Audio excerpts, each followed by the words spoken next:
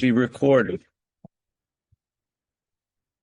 Welcome to the Sheffield Sunday As Bill Sees It meeting. This is a main share meeting, and today is with great pleasure and much gratitude that we welcome David Kay from London, who's coming to share for about 40 minutes, after which we'll open the meeting for general sharing, or if you'd like to ask a question.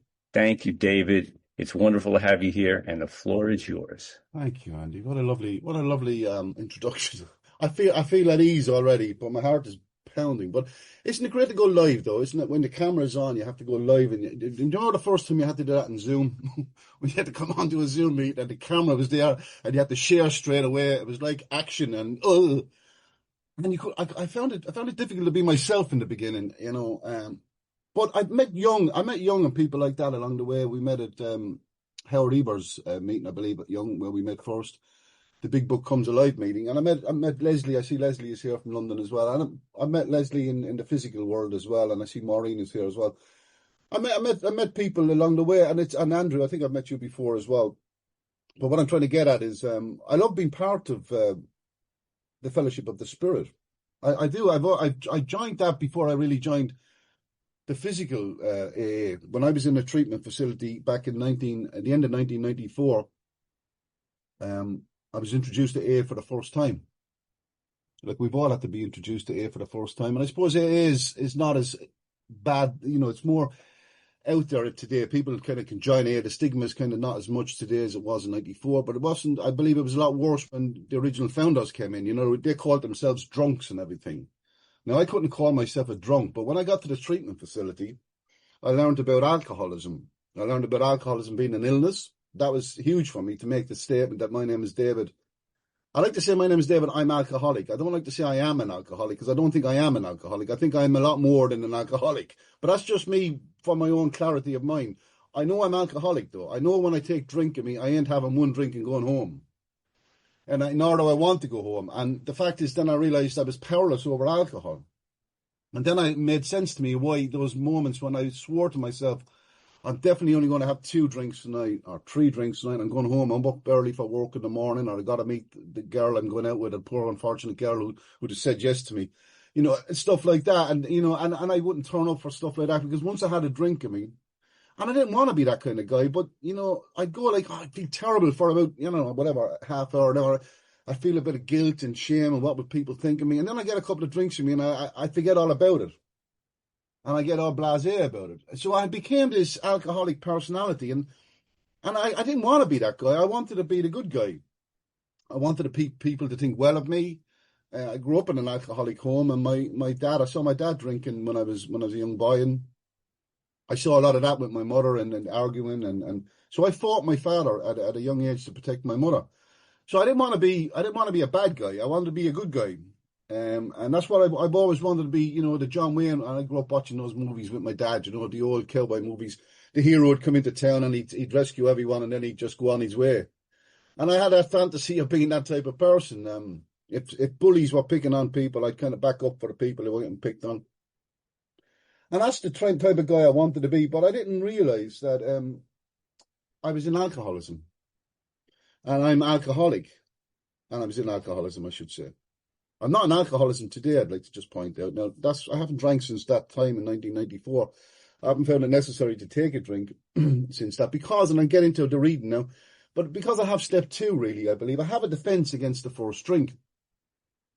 Now, when I was drinking as an alcoholic, I didn't have a defence against the first drink. My solution, and I have to practice a program even to this day to tell myself that alcohol is not the solution, because the first 2 drinks were definitely the solution. I tell you that now. The first 2 drinks were just awesome, aren't they? A real alcoholic would put his hand up for that. I mean, I said, the first 2 drinks were just wonderful. But the thing is, I'm alcoholic and I can't stop now. I get the 2 drinks in me and I feel suave, I feel sophisticated. I feel I can get any woman in the place. I can take out any man in the place. I feel invincible. And of course, it's, as I now know, unfortunately, it's a delusion. It's a delusion. It's not real. But it seemed bloody real. That's the point. It seemed real. And I used to love that guy. I used to love feeling like that, you see. And then, as I said, if I'd done wrongs, I would feel guilt. I'd drink it, numb all that, and I'd get rid of all the guilt and the shame. and the remorse kind of stuff would be gone. I'd have a few drinks. So once I began to see in that treatment facility what AA says, what Alcoholics Anonymous, the movement says an alcoholic is, and I was reading the doctor's opinion about that. Now, I couldn't take in much information at the time. My head wasn't really able to take that. The concentration level wasn't big. But I was 27 years of age. I was a bit of a reader. I did like reading, and I used to try and read and figure things out quite a lot. But I read a bit of the doctor's opinion, and that got my attention straight away that, the alcoholic is, at the time they called it a phenomenon. I think they have a lot more information about it now, but it was a phenomenon, a craving that an alcoholic is an abnormal drinker. Now, that's all I want to start with. That's all I'm saying when I say my name is David. If you're new, all I'm saying is my name is David. I'm alcoholic. I've got an abnormal reaction to alcohol. That's all I'm saying with that statement. When I was an alcoholic in alcoholism, then that's a nasty little thing. Then I became, as my dad called me, and remember what I just told you about my dad, I became a nasty piece of work. I didn't want to be a nasty piece of work, but nevertheless, that's the way I became. And I became a manipulator. And I became, and I didn't know this about myself, by the way. I really didn't. And that's not an excuse. It's just I did not know that when I drank, I became this other person, the person I just touched upon. And when I'd come to the next day, I'd be back being this guy. And Mr. Hyde, if you want to call it that way, that's a way of understanding it. And I think the modern version is Gollum in The Lord of the Rings. I'm going to say that's kind of an interesting way of looking at it. When you get a drink and you just change persona and you become a different person. And a lot of people spend millions or thousands of pounds going to therapy to find out about the unconscious and all this kind of stuff. And here I was in a treatment facility, and I'm getting confronted with my alcoholism, with my behaviour, because I had put myself in there, because AA members had given me the option. They said, "Do you want to go to a treatment facility?" And I know not else to really do. So I said, "You know what? Yeah, why not? Let's do it." And I didn't understand what I was getting involved in. And here I am 30 years later, still involved. And but I'm delighted. I'm thrilled that I made that decision to commit to AA. And when I learned what an alcoholic was, and then I learned what the movement was about, and I joined the Fellowship of the Spirit, I came to believe. And here's an interesting thing for information. It says in step 2, came to believe that a power. It says that, doesn't it? It says that very clearly. Now, I've always read that in my mind as came to believe in a power. Because Wilson says on page 10, and this is interesting, he says, it was only a matter of being willing to believe in a power greater than the self. Now, the self, as I understand it, is the ego, right? So that's all it was required of me to make my beginning. And we just read in the reading that I've chosen today, that's all it needs for a start. It's just a start. That's all that's happening here when I'm taking step 2.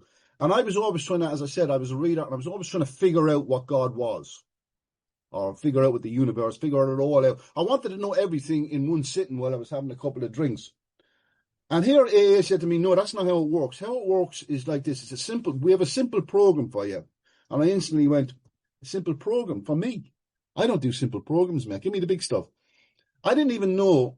I was so smart, I didn't even know what a simple program was. I'm going to say what I think a simple program is.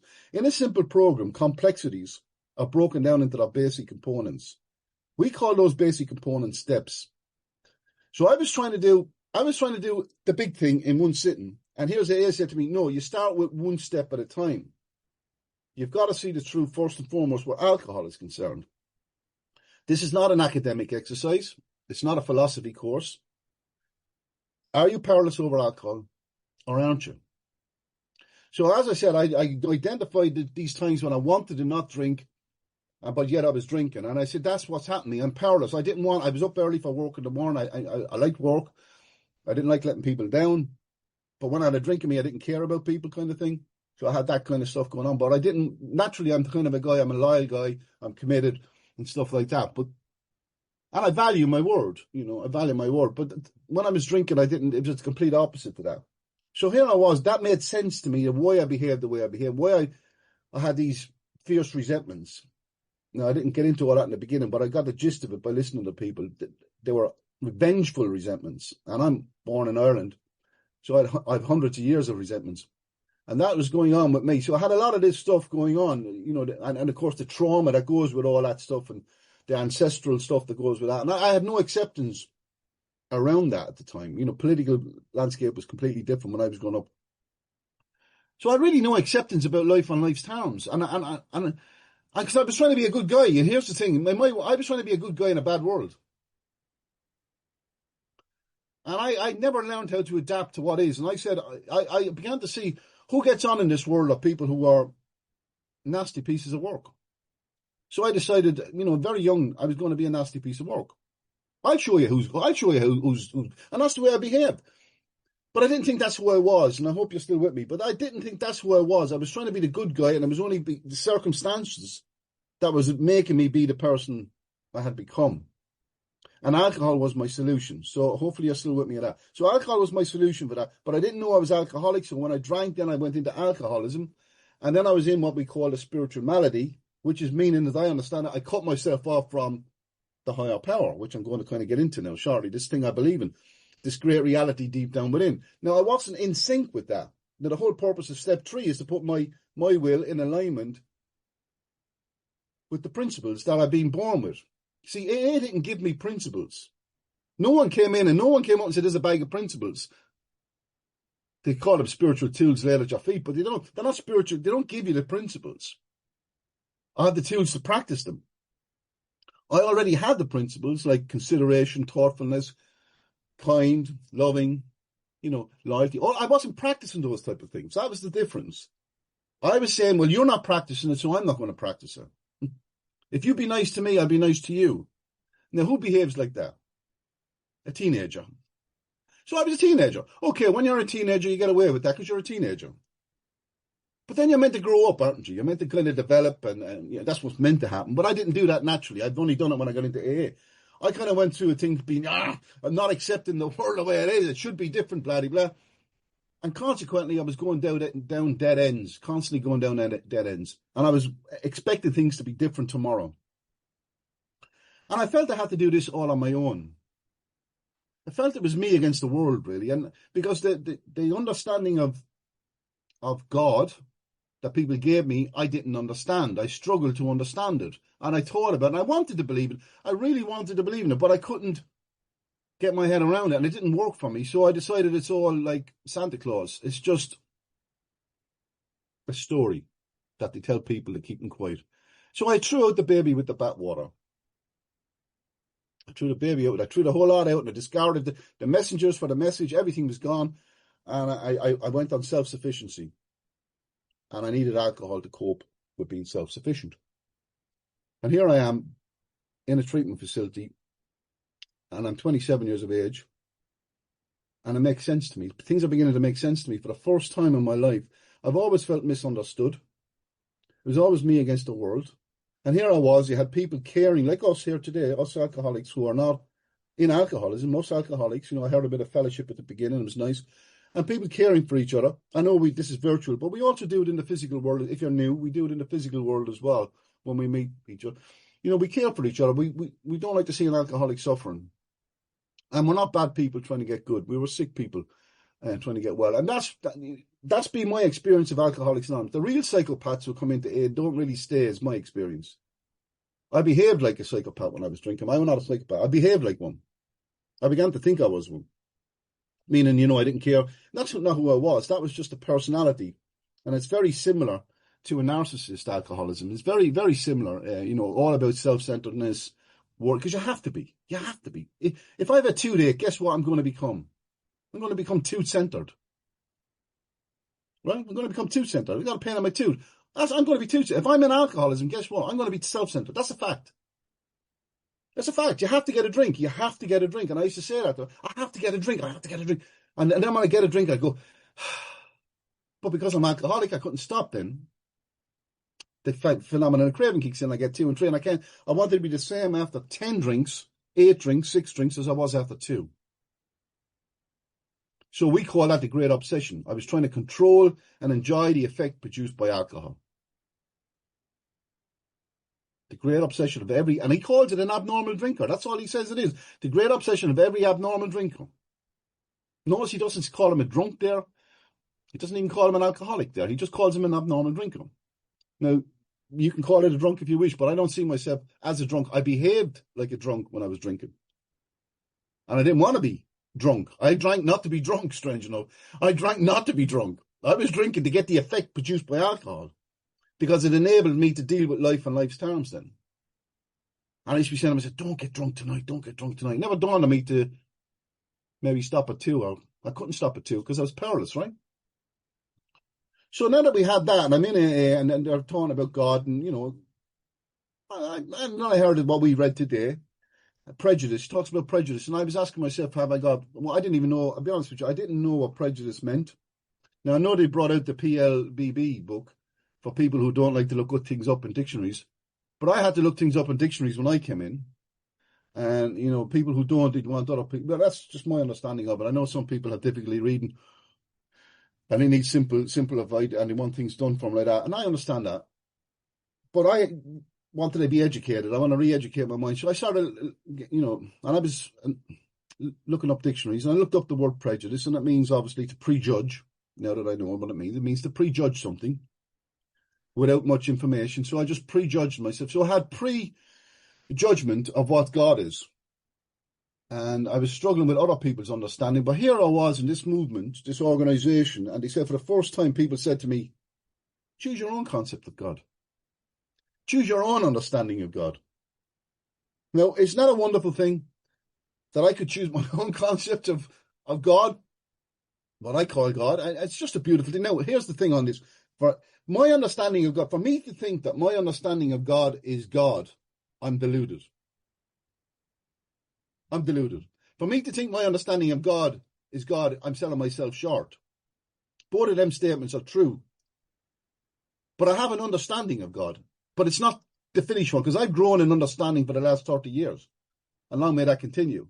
And I'm a member of a group called Growing in Understanding, which is step 10. We've entered the world of the Spirit.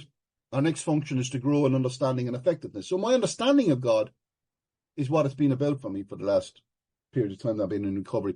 And I've always wanted to get a deeper appreciation of things. I really do. But that's not going to keep me sober, of course, you know, just because it becomes intellectual. But I want to do God's work, of course, you know, and I mean that's with all my heart. I really do. And whatever that means, maybe just being thoughtful, being kind, being available for people. That's all it can basically mean. Just not doing not doing any harm to another human being consciously. Of course, I'm going to make mistakes along the way. I'm not saying that. But here is this beautiful thing. And he says, do not let any prejudice you may have against spiritual terms deter you from honestly asking yourself what they might mean to you. And of course, he says, at the start, this was all we needed to commence spiritual growth. Now, remember, step 10 talks about we've entered the world of the Spirit. Because by the time in step 2, I'm only starting to believe in or believe that. So in the process from 2 to step 9, I've done an inventory. I've made a decision to turn my will and my life over, notice, to the care of God. So if I turn this phone over to the care of Young, it's in Young's care. It's not Young's phone. It's only in Young's care. Young is going to give me that phone back, hopefully, after. Thank you, Young. So he's giving me back the phone. So I get my phone back. So I turn my will over in step 3 by doing step 4, 5, 6. And at the end of the step 7 prayer, he says, as you go out from here to do God's bidding. And what do I do then? That's my will turned over now. Now I'm going out, I got my will back. I'm making a decision to go out and making a list of all the people I harmed. Now, before I turned my will over, I could not have made that decision to turn my will and my life over to the care of God. Before I'd done that, I could not have done that to make restitution to people. I would have looked at the wrongs that were done to me. Right? Before I done an inventory, all I could have seen was the wrongs were done to me. I didn't look at my part in anything or how I was reacting to the world. I was still behaving like a teenager. Okay? So I think we all understand that, right? And that's just me kind of understanding myself, what the process was to get me to be the person I am today, the psychic change that I've had. So the psychic change was look at my part in things. Disregard the other persons, disregard societies, look at my part in things. And now I'm out to do God's bidding, so I'm making amends. By the time I do that, then I've entered the world of the Spirit. Meaning, as I understand it, because the Spirit doesn't move. The Spirit is not sick. The spiritual malady he's talking about is that I'm not in tune with the Spirit. Whatever you wish to call the Spirit, I call it my authentic self. But, you know, you can call it what you wish to call it. But there's something not the social self. The social self is just circumstantial. We are all born in different backgrounds. We're all born in different circumstances. But the cards were dealt, they call it. Wilson calls it, we play the cards that life deals us. How do I play the cards? That's all they are, and it's an opportunity to grow, develop, and do God's work. So that's what it's all about. I now have that understanding, you see, of the world. I didn't have that as a young teenager. I thought the world wronged me, and I'm not playing that game, and I saw it as a game. It's all a big show, and it's, it's what you had. It's who you knew. But I was looking for a world where it was based on what AA is based on, really, based on merit. Because there's only one type of membership in Alcoholics Anonymous. One type of membership. It's all gold star. There's no silver star membership in AA. There's no second-class citizens in AA. Wilson is, in this regard, Wilson and Hank Parkhurst and people like that who put this thing together, which Hank Parkhurst got cut out of the history, but nevertheless, he drank. But he was tremendous in the amount of work he done in the foundation of the organisation. And I read Bill Schaberg's book, writing the big book, The Creation of AA, tremendous book if you want to learn about the foundation of the movement. And I learned about these people who put this thing together. And he could have been considered a co-founder. Bill Schaberg calls him, the AA historian calls him the co-founder who drank. But he was written out of the history. But I understand why they did that at the time. AA might never have got off the ground if they had said, well, who founded this organisation? Well, Bill Wilson and this guy by the name of Hank Parker. So where's Hank now? Well, Hank is drunk. Well, it's not really going to sell much. You're not really going to be buying into it, are you? You got this package, and you're saying, we got this great package and it works. But one of the founders is drunk. So they had to, this is what they're doing. They're selling us something.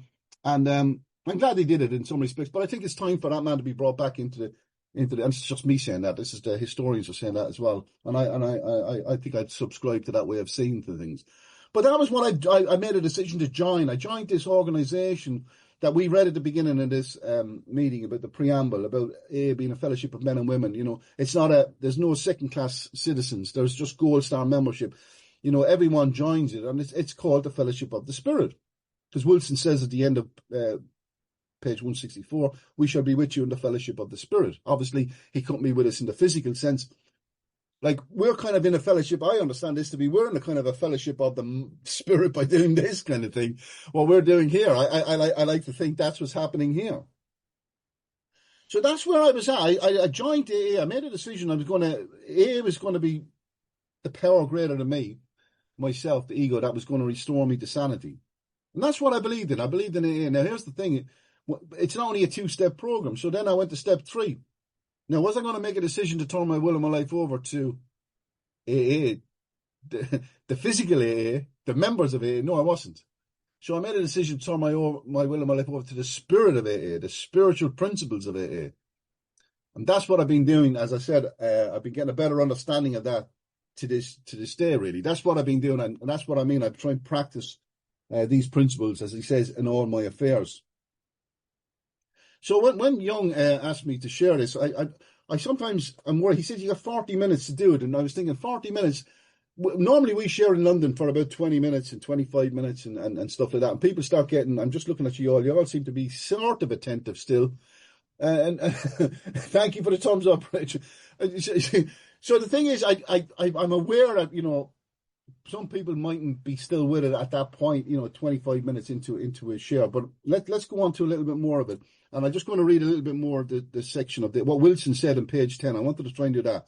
So this is what he talks about, the icy intellectual mountain, right? And he says, this is what he says in page 10. He said, I had always believed in a power greater than the self, I'm calling it. He said, I had pondered these things. I was not an atheist. Few people really are, for that means blind faith in the strange proposition that this universe originated in a cipher and aimlessly rushes nowhere. My intellectual heroes. Now, I was kind of similar to what he's going on there. I was always trying to figure things out and, understand it all. And I thought if I understood it all, then I wouldn't have any insecurity. I wouldn't have any doubt. But I think being a human being, I know now, I'm in my 50s now, so I know what being a human being, the human condition is that we know we're fallible. We know we're going to shuffle off this mortal coil. we know that people we care about are going to shuffle off this mortal coil. And that's the human condition. I can't accept that of my own will. I just can't accept it. I think it's wrong. I'm sure God is listening to me going, I'm having a good laugh. But I'm sure it's wrong. And I think we should be living forever, and we should be all in harmony, and everyone should be loving and caring forever. And I want to run the show. I want to be in control. I want to be God, really. But I have to accept the fact that I'm a mere mortal in this body. I'm a mere mortal. And I have to accept that there's a greater plan, bigger plan. I not have to. I choose to now. I choose to accept that there's something bigger that I can't even comprehend. That's what I mean. My understanding of that, I don't know. And I have to go like this. I go like this sometimes. God, I have no idea. But I do believe there is a God. You see, I do believe there is a God, a total thing. Whatever that is, I don't know. But I do believe in it. And that's what I'm trying to get at. When I was drinking, I lost my belief. I thought it was all pointless, meaningless, aimless, and it all, as the French say, absurd. It all became absurd. And I don't want to ever go back to a state of consciousness where I don't see the mystery in all things. I also don't want to join an organization that tells me what I have to believe. I'm sure if I asked you all here in AA, would you join it? You all had to believe as Bill Wilson believed. No one would put up a hand, would it? Really, because we don't like dogma. We don't like being told what to believe. We choose our own conception of God. Right? And this is why AA it's the type of organization, not in a conventional sense. It's an organization that you can choose. There's no flags in AA. There's no flags. There's no boundaries in AA. In the spiritual realm, it's endless. The possibilities are endless. But we must have some form of framework to work within, and we call that each group is autonomous. So you've got a home group. And for me, being a member of AA and not doing service would be like going to the pub and not drinking. I think so. I think, because when I drank, I like the good drink. I'm sure you'll identify. I like the good drink. I like to get the effect produced by alcohol. So when I'm in AA, listen to Andy introduced the meeting, was great. Young duty service and Andrew and all the people doing the service. It's a great environment to jump into, and that just don't happen. People have to prepare themselves, and I do service as well on Zoom. And you have to get into the spirit of things. And I picked up on that when I got into this environment, because those leaders, and that's what they are. Wilson was asked about leadership, and he said, leadership is not the problem, it's lack of leadership is the problem, he said. Because leaders are trusted. We do have leaders, and are trusted servants. He said it's the lack of leadership. So I like people to be able to lead by example. And that's not to say, I know it all, I have it all sussed. No, but when I create an atmosphere of recovery. And that's why I was attracted to Alcoholics Anonymous, and I choose to believe in Alcoholics Anonymous. I had the willingness just to believe in Alcoholics Anonymous. Okay, so if I went to, and here's the thing, and it is a bit controversial, so just take it as I'm saying, and I don't know, I've been to just hundreds and hundreds and hundreds and thousands of meetings, and I've been to, let's say, one particular one. And if that was my first meeting, I would not have joined AA. Not all meetings are suitable for me. Who put my hand up? Someone put my hand up. I didn't put my hand up, but I'm waving at myself. But so see, this is the thing I'm trying to get into. You see, if I only look at AA as a selective thing, or physical thing, I probably wouldn't join it. Because what I do is I probably only look at the differences. And there's a lot of differences. And not everyone thinks similar to the way I think. And that's okay. I'm not saying that. But when I came in, I wanted more or less everyone to be on a similar way, do the book exactly the way it's written. You have to do it the way it's written. And I can go to some meetings and they don't even know the book is there. And I'm not saying that's wrong for them. It's wrong for me.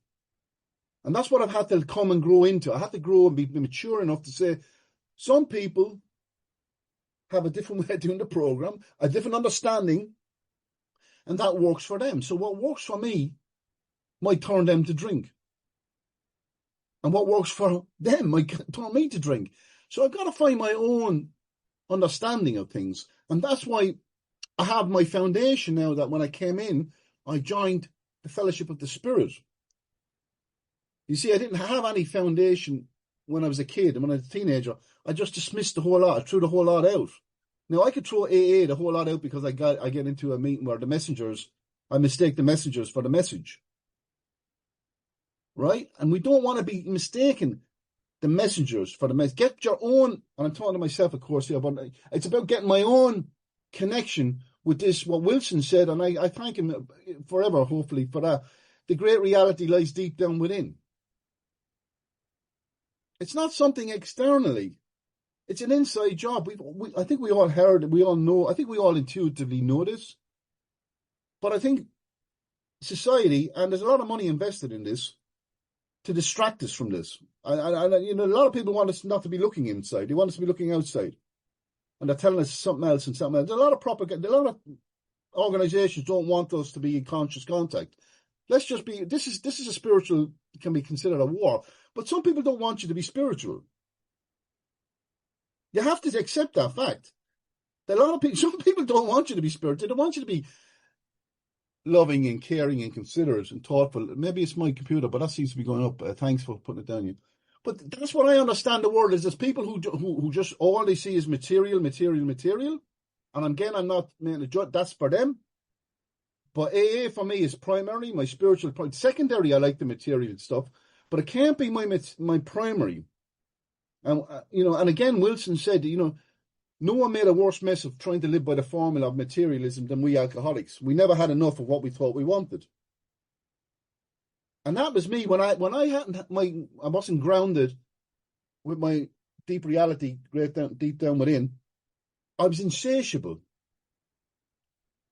I never had enough. And what you had, I thought was better than what I had. I wanted what you had. And when I got what you had, it wasn't what I thought it was. Because now I have this connection, I can see things for what they are. I feel very fortunate to have tapped into that inner resource. And as I'm trying to say all through this chat is, I'm trying to get a better understanding of that. And I'm trying to convey that to my experience to other people. So by getting that and understanding that, the primary purpose of my life today is to stay sober and to help another alcoholic to achieve sobriety. Now, I was fortunate enough, I was at a meeting last night, and we had a newcomer at the meeting, and she was with her dad. Her dad came to the meeting with her, which was nice. And we were fortunate enough to be able to speak to them after the meeting. This is my home group here in Camberwell. That's where I'm from, Andrew, Camberwell, down here in Camberwell in South East London. So we were able to talk to them. Now, if that nothing else happens for another year, I can kind of go, well, if I hadn't been sober, at least I got sober, I was able to talk to that person as a representative of AA with no aggression, no anger. And I was just able to be the best version of AA that I could be. I'm not saying I'm the definitive one, of course, Andrew, but I'm just saying I'm a version of it. and so I was able to be respectful and just say to him what I thought an alcoholic was. And, like I've more or less shared with you, that it's just a physical abnormal reaction. And some people have that abnormal reaction. The father was very interested in it. And then I said to him, by the way, do you know we have such a thing as Al-Anon? And he kind of, oh, what was? And then I told him about Al-Anon and about the importance of him going into that. So it's about accepting the things I cannot change, accepting my fallibility, my insecurity, to try and grow in this emotional state that Wilson called the next frontier, emotional sobriety. He wanted total control. He wanted absolute certainty. He wanted the perfect romance. They're the characteristics of a teenager. The characteristics of a teenager. We have to accept the fact that I was behaving like a teenager in alcoholism. And the minute the alcohol wore off, I'm trying to be a grown-up, but I have no foundation then. I have no foundation. Now I have that foundation that I went through the process in step 4. I looked at myself, put the mirror up, looked at myself. I didn't like it. Trust me, I didn't like it. I could have done with a drink at that time to take the edge off, because it's scary to look at yourself, to see how much of a nasty piece of work I had become, how inconsiderate I was. And I remember slumping in my chair thinking, oh my God, I've been so inconsiderate. So of course I wanted to put that right, but then it's a process. You got to do one step at a time in a simple program. You must do one step at a time. Deal with the complexities of it all, just manage it down into right size proportions. And when life becomes too overwhelming for me, I can always go back and do what the English do. keep calm and make a cup of tea. You just simplify it or just get right. And I understand that now. That's good. Let's just take a moment out, have a cup of tea, and then come back to it. Whereas before, I'd be racking my brains, not accepting it. And then getting angry, and of course I'd blame my father and I'd blame society.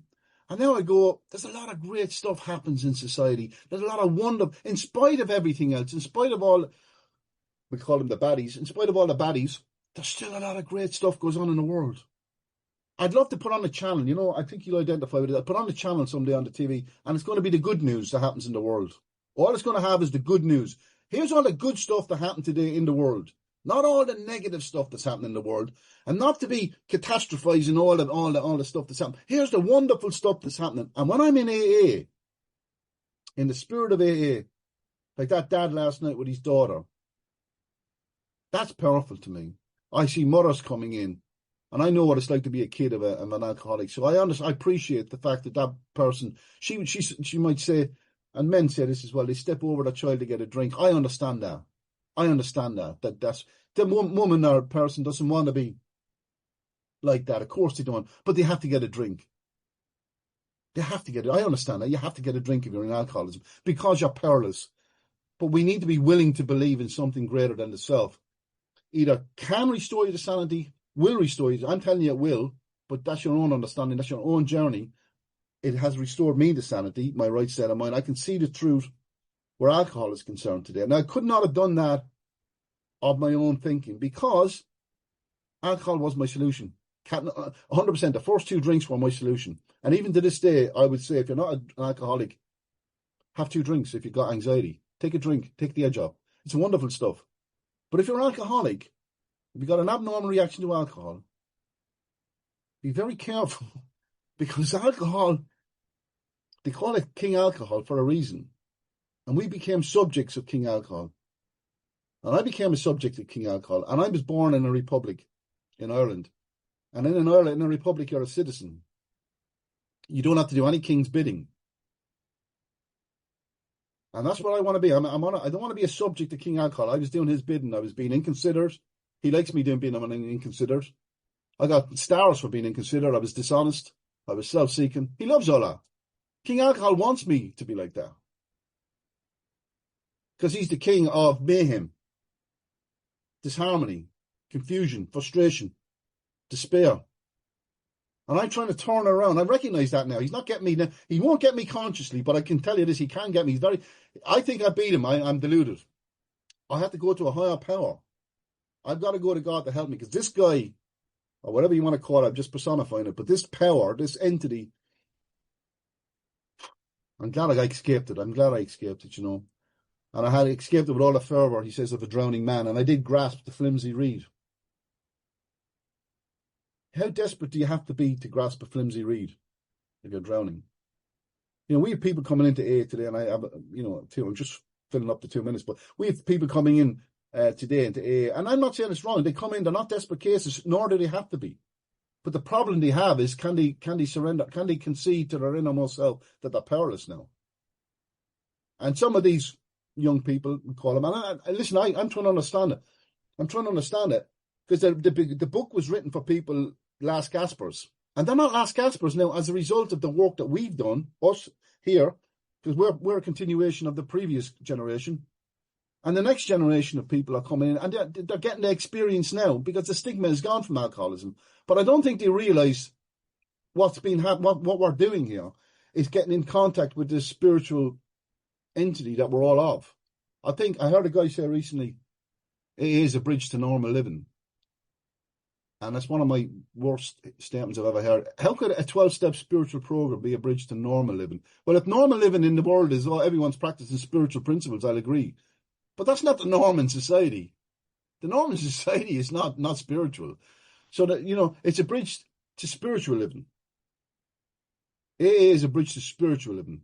And it's a spiritual living regardless of how the other people treat me. I've had to renew my membership many times because in step 10 again, in the 12 by 12, and I remember talking to my sponsor about this really in the beginning, and I really, what have I joined?